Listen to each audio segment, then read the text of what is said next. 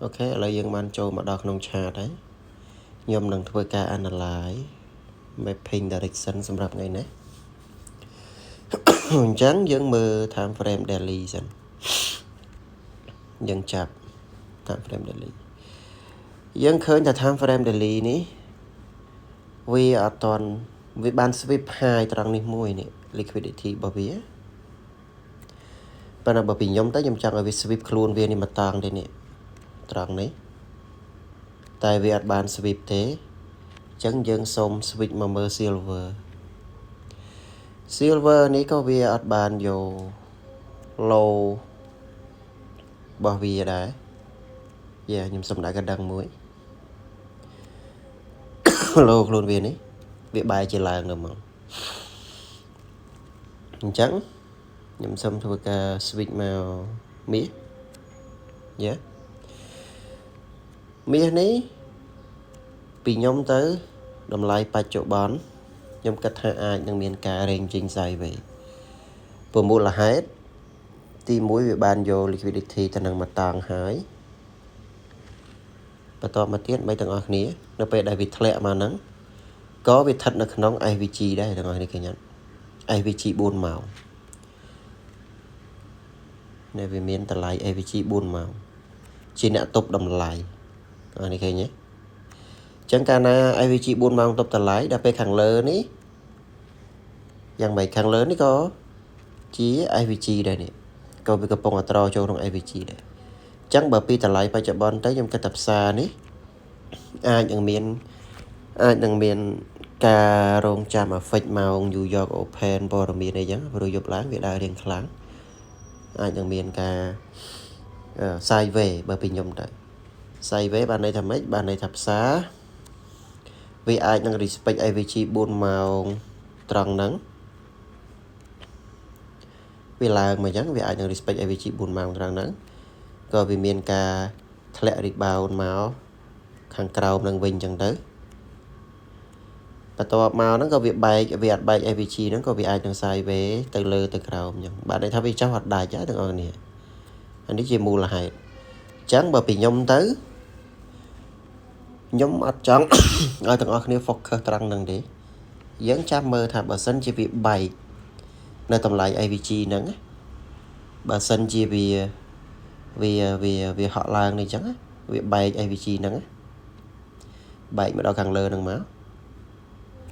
បន្ទាប់មកវាអាចនឹងមានការ pull back អាហ្នឹងវាទៅជា BPR ឬក៏ IAVG វិញយើងចាំទិញលើកឡើងពីត្រង់ហ្នឹងទៅវិញ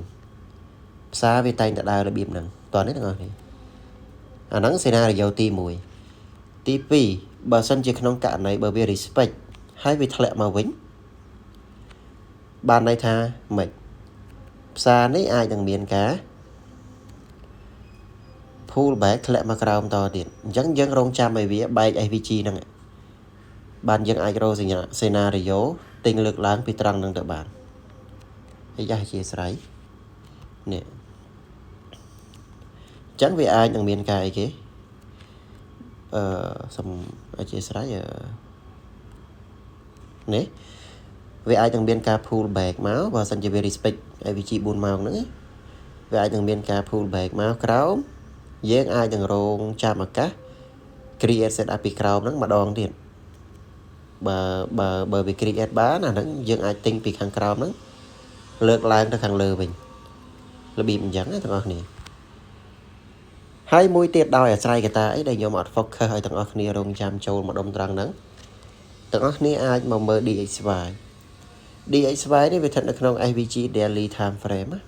អញ្ចឹងកាលណា DXY ស្ថិតនៅក្នុង SVG daily time frame នេះខ្ញុំគិតថាតម្លៃលុយដុល្លារនឹងមានការធ្លាក់ចុះមកខ្លះអញ្ចឹងតែកាលណាលុយដុល្លារវាធ្លាក់ចុះមកលុយដុល្លារអាក្រក់មាសហ្នឹងវាអាចនឹងមានការ pull back ហក់ឡើងទៅខាងលើអញ្ចឹងដូចជា set up នៅក្នុង4ម៉ោងដែលយើងឃើញ SVG យើងយក SVG ជា key level ហើយយើង roll set up នៅក្នុង lower time frame ដើម្បីយើងអាច sell ខ្ញុំគិតថាខ្លាចតែ SVG ហ្នឹងវាអត់ strong ដោយសារខ្ញុំឃើញកត្តាលុយដុល្លារហ្នឹង វាស្ថិតនៅក្នុង SVG daily អញ្ចឹងវាអាចមានការ pull back ធ្លាក់ចុះមកក្រោមហើយដល់ពេលមាសនេះវាអាចនឹងមានការ pull back ហក់ឡើងទៅខាងលើអញ្ចឹងវាអាចបុកបណ្ដាច់តែហ្នឹង SVG 4ម៉ោងហ្នឹងក៏ដោយ chắc bạn nhung cắt thà dân cu cái cùng toàn ai cho xa trăng nâng ấy dân rong cha mơ scenario việt đa gần sốc chất ai việt đa bay vào định nhom gì bị hàng đào nó bờ bị bay chỉ lại cái nạ thà từ lơ mắc ở bị từ phần đại tới hãy chạm bị phù bẹt mà vẫn dân tinh bị tần năng đâu mình bờ bị mắc rau cả đời bờ bị mắc rau cả đời ở vì màu bay máu ở vì thලbị tần năng màu bay máu hãy chạm dương rồi các set up bị rau tinh lực lang được hàng lừa mình bị chẳng á nè anh ấy bị ai để bị nhom đây thì từ lại phải chọn bắn đấy nhưng mà toàn trâu đi kia nó